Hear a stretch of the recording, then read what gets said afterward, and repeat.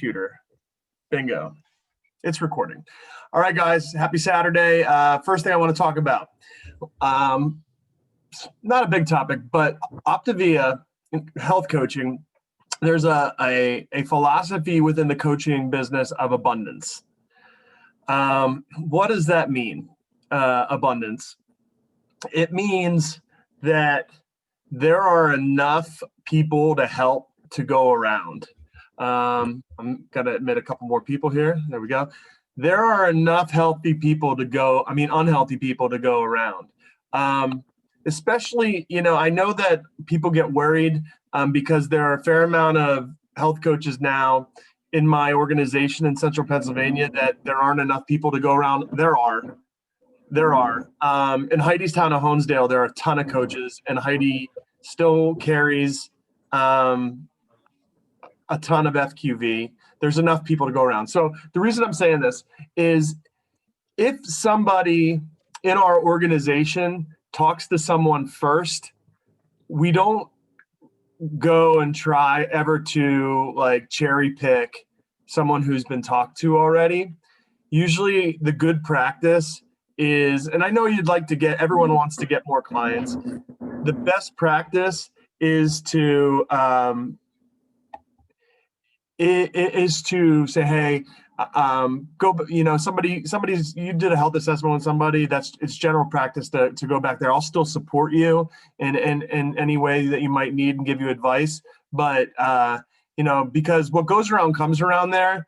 If you pluck, there's sort of a bit of karma involved with that. If you have somebody, if you pluck somebody from someone who's been, on someone's hundreds list and been communicating with them for a while, and that's bound to happen to you. So just getting the philosophy, the frame of mind. Now, there's some special situations.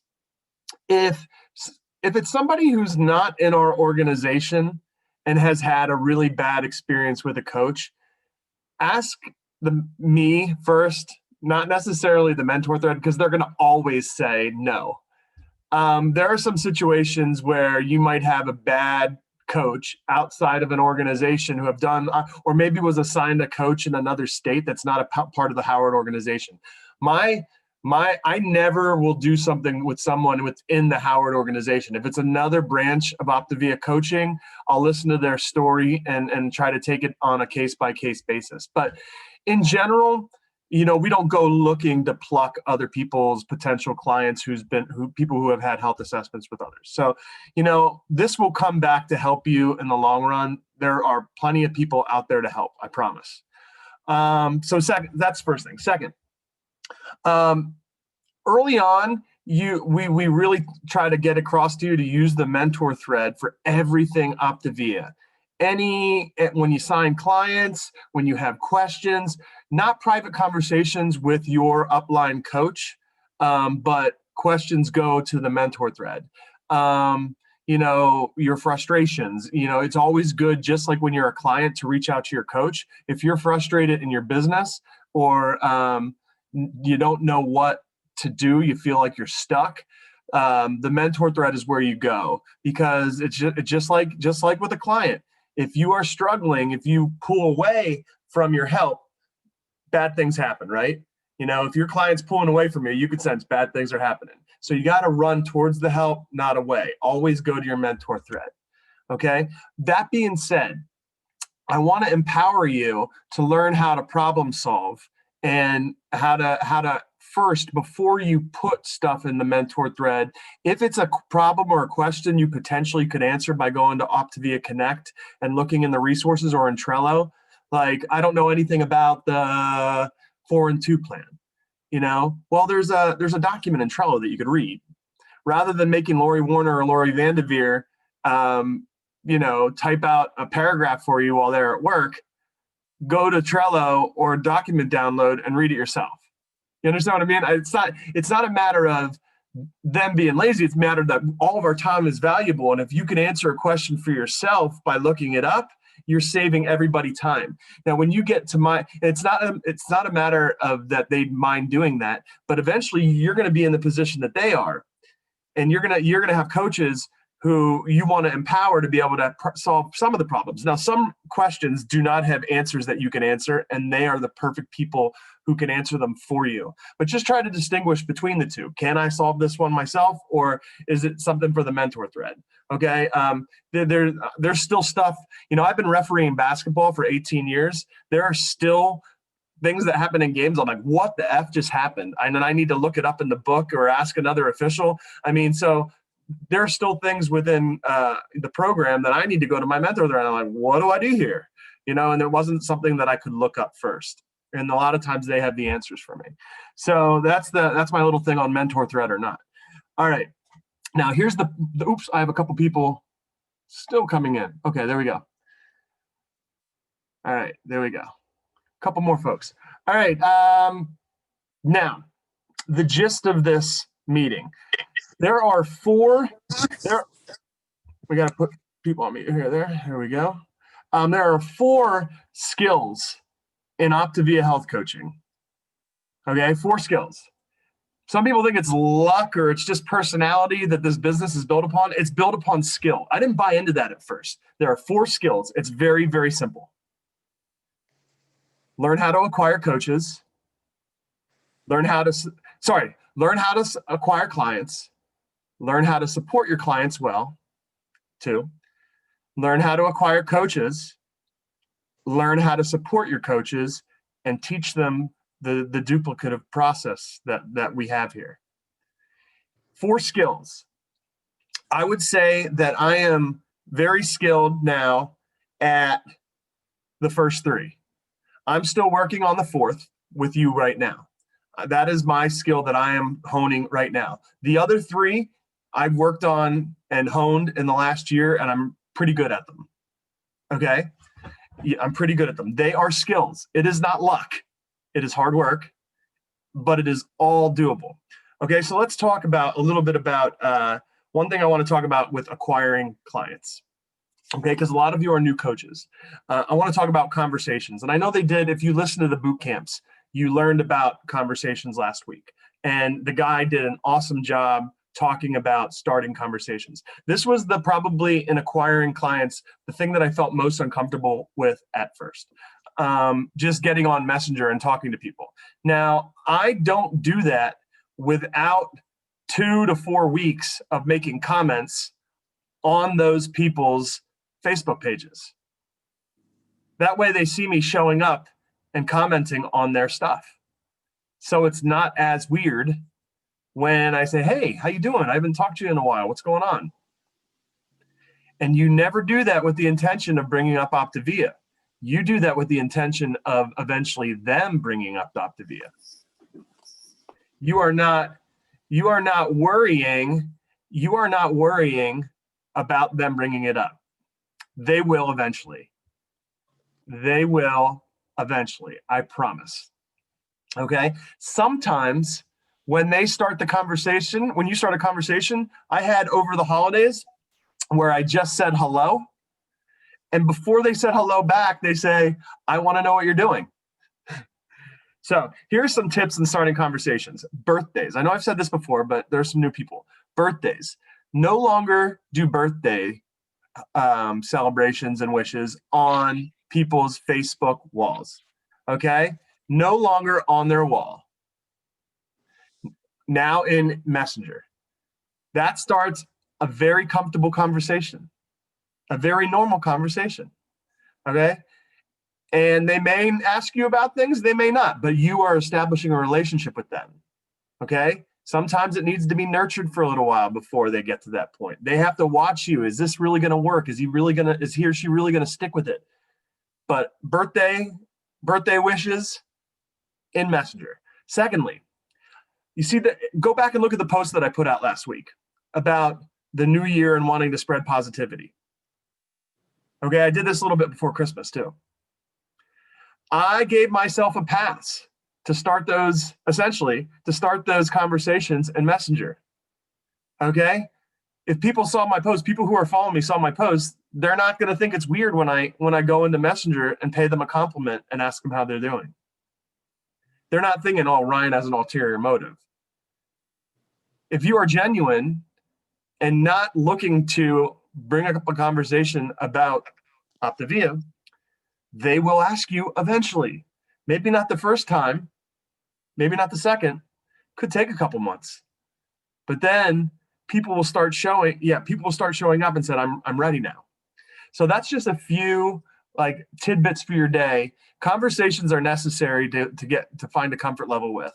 Okay. And those are just some easy things to get you started if you're not doing messenger conversations right now. They will work, just might not happen immediately. So don't have the expectation that you're necessarily going to acquire, 5 clients in your first week of doing conversations.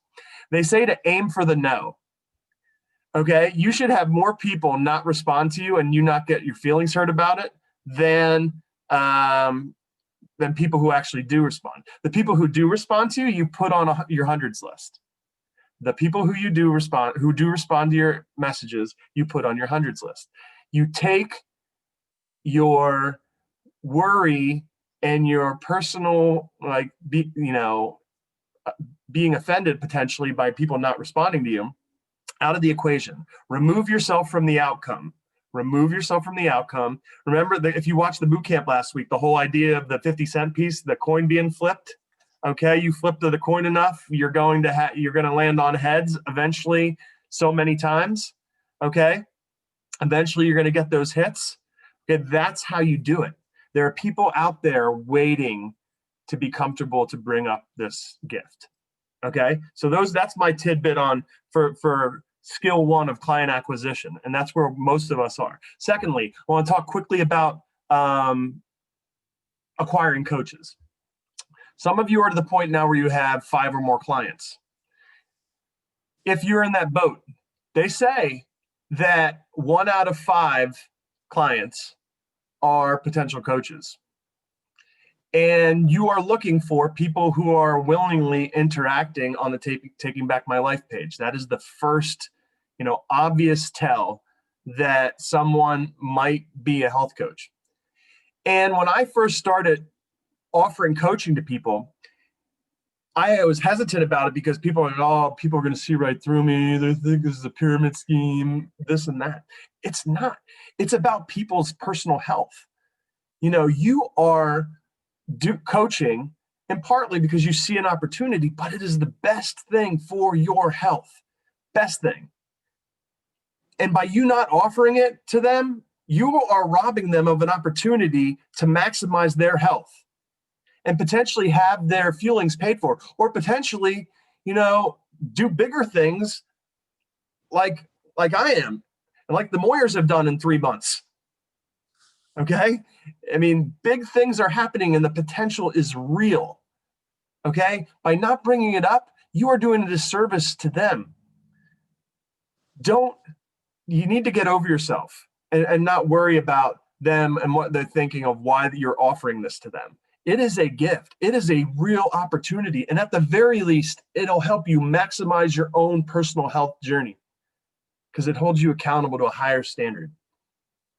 Okay, so that's my little tidbit on skill number 3 right there, acquiring coaches. All right, now the last main thing I want to talk about today before I let you go is structure. Structuring your day. You guys, we all have only so much time in our day. Okay, there's only so much time in your day. If you don't maximize your time in your day, your business will go nowhere. Your business will go nowhere.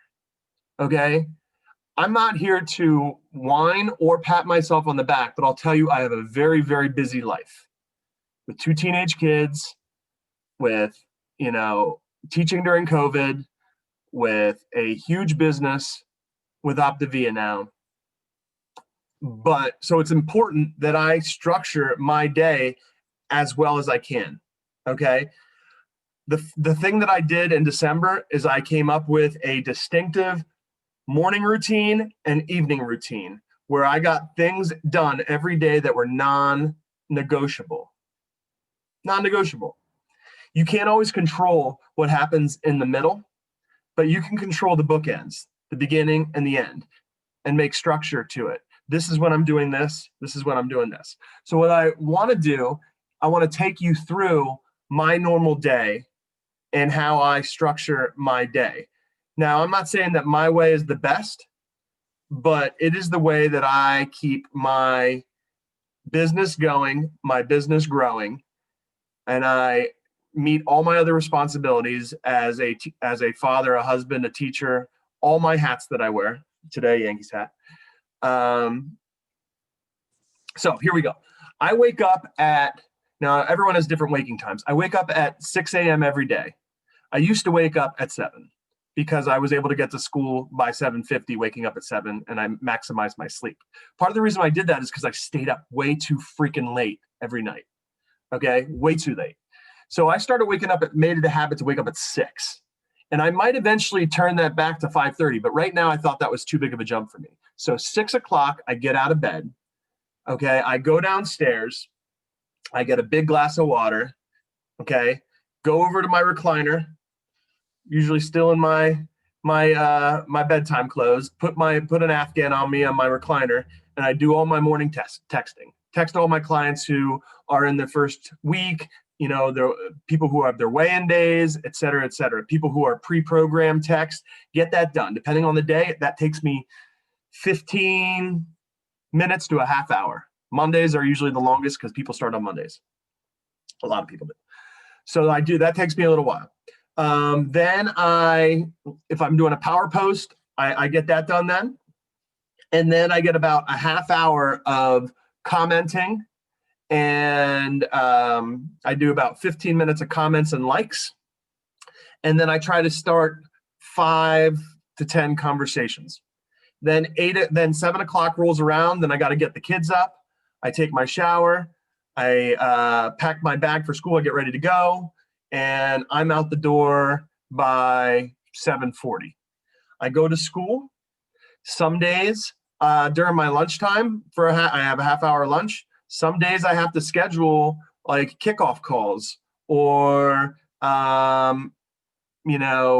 phone call, a day 8 during my half hour lunch. It happens sometimes. Now, it's important to have that decompress time, but some days it's necessary for me to use that half hour for something productive.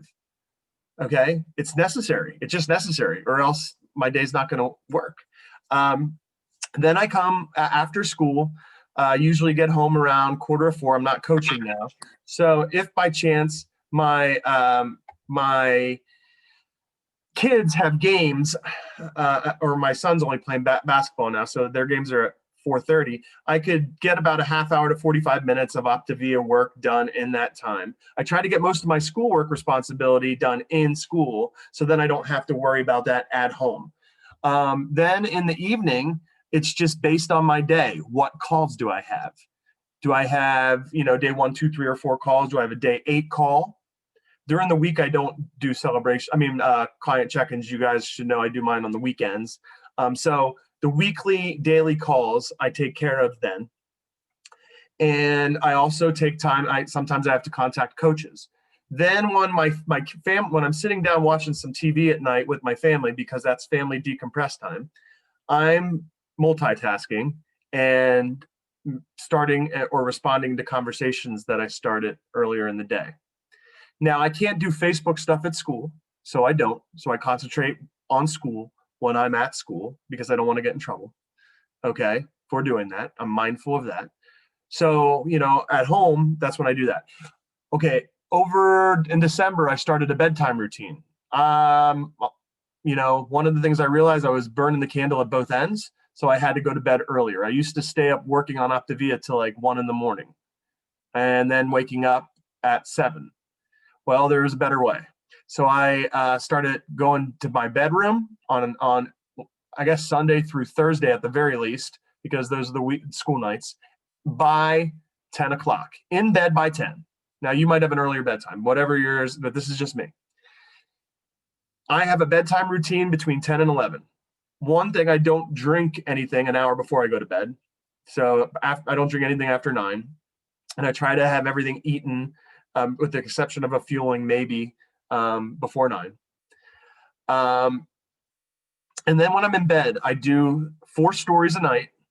from 10 to 10:30, 4 stories. And by the way, I told you how to make stories easy, transformation stories to share, and following other coaches makes doing 4 stories a night very simple. I would suggest that you follow coaches outside of our organization so we're not posting the same stuff on the same days. Okay. If you are going to me and copying my stuff and then putting on yours, well, a lot of people who we're friends with are seeing the same stuff then. So there's a list of coaches that you could follow, and you could go when you're going through their story. That's one of the things that I do at 10 o'clock. I go through all the stories of the coaches that I follow. I find things that I want to use, if not for that night, for future nights, and then they're saved on my phone. And then I do 4 a night, then I'm done with that. My phone is turned off, on silent, away from me by 10:30. From 10:30, 10:45, in that range, I read personal development. I'm reading Corey Baker's book right now. I have 1 chapter left. I have 2 more books waiting to go. I committed to initially 5 minutes a night. 5 minutes a night of reading. Anyone can commit to 5 minutes a night of reading for personal development. That gets me ready for bed. It gets me tired. So that's my suggestion to you. Stop the scrolling of Facebook. Stop the conversations. Put that away. It's more value in reading before bed to get you ready to have a good sleep. Then I put the book away, talk to my wife for a few minutes. TV is off by 11. Used to go off at like 12:31. TV's off by 11. We're falling asleep before 11 or by 11. And then that makes me, gives me plenty of sleep and energy to wake up at 6 a.m. Maybe potentially 5:30 because I might need that extra time at some point in time. But right now, 6 is fine. So that is my day in a nutshell and how I structure it to get everything done that I need to get done. If you say that you don't have time for this, you're just making an excuse. If you want it, you'll figure out a way to do it and structure and be more efficient. It's possible. You just have to want it. Okay, it is very possible. I'm telling you. All right, last thing. This is a duplicatable system. There's an old, Heidi might know this lady that there's an old lady in her 60s who is in the Howard coaching family. She had under 100 Facebook friends when she started coaching. She's a little old. If you scroll through in the Howard trainings, you could see her. I heard her talk one night. She's got like permed curly hair and glasses. She's a cute old lady in her 60s. She had less than 100 Facebook friends when she started. She didn't know anything about social media. Nothing. Okay? She just followed the program. She lost, I think, like 60, 70 pounds on the program, became a coach. Had nothing. She started from literal scratch and just was coachable and followed the system, did everything she was told to do. She reached Fivic before Heidi and I did, this old lady, starting with under 100 Facebook friends. So I'm just saying, where there's a will, and if you're coachable and you follow the system, it will work. Heidi, anything to add before we go? I'll take you off. Let me take you off mute. Hey, can you hear me? Yep. No, I liked listening to your daily routine. I did. I really think what you said last was really key. I think a lot of us, including myself, don't have a lot of time to come up with ideas or come up with stories. So what I do is I kind of know, like right now I have a lot of posts on my timeline that are really getting a lot of talk. So I'm not going to post anything today, but tomorrow I will. But I kind of lay out my plan, what I'm going to post, so I have an idea. Like I'm going to post an on-scale victory on this day. I'm going to post a face-to-face Friday on this day. That helps. And scrolling, I'll go through and I'll look for ideas from other coaches at night. I'll screenshot them and have them there all week. And I really like that idea because we're all busy. We all have other jobs. Planning those out really has helped me. Yeah. And I do all my posts on Instagram. I want to tell you that. I really think when you post it on your Instagram stories, it's way easier to edit and to make them look better. And then I put them to Facebook.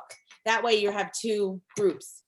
One last real quick, and we got to get off because boot camp is starting, and they are awesome. They are awesome. If you're not able to watch boot camp live, make sure that you watch every boot camp. They are a solid gold investment, and they're free. Okay. Last quick tip. I do my to-do list and schedule for the next day before I go to bed at night as too. well. That way you're not thinking about what you have to do and wasting time during your morning routine. You plan your next day in bed the night before. I have a little tablet. I write out my to-dos. I figure out when I'm going to do what. And then I don't have to think about it. I just have to execute the next day. That's it. All right, guys. Have a fantastic day. Thank you for coming. I hope this was worthwhile, and have a great weekend.